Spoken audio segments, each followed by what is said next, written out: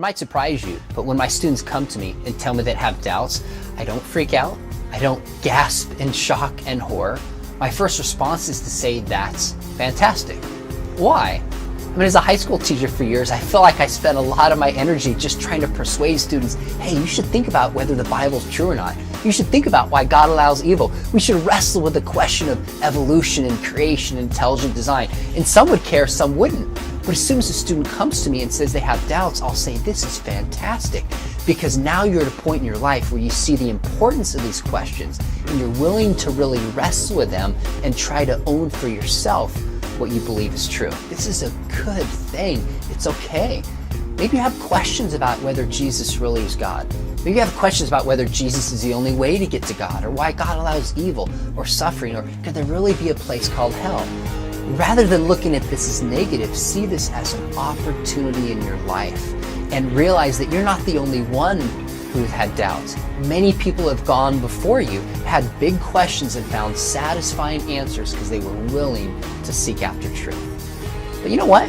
If you have doubts, guess what? You're not alone.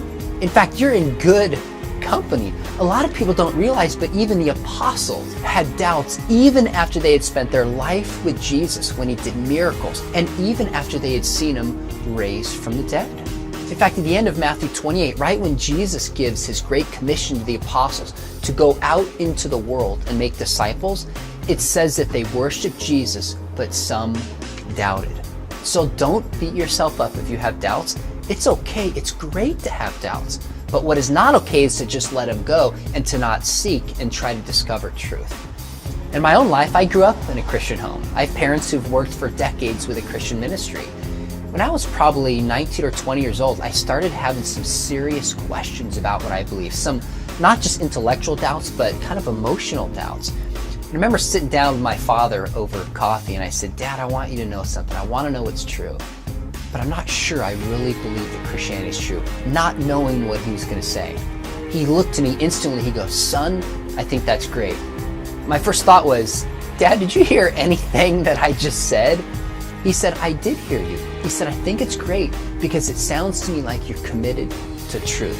You have to decide and know for yourself what you believe is true and live for it. He said, besides, I'm really confident that if you seek after truth, you'll be led back to Jesus because Jesus is the truth. So what do? I would take stock of your doubts. In fact, I would actually write down what those doubts are, try to get to the heart of them, and then go look for answers. Because what I've found, the older I get and the more I study and I teach, is that there are answers for the toughest questions that are raised against Christianity. Now, don't do it alone.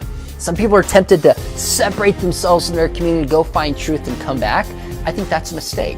Surround yourself with Christians, surround yourself with believers that can guide you and love you through this process. But if you seek after truth with all your heart, even if you have painful doubts, I am confident that it will lead you to the person of Jesus Christ.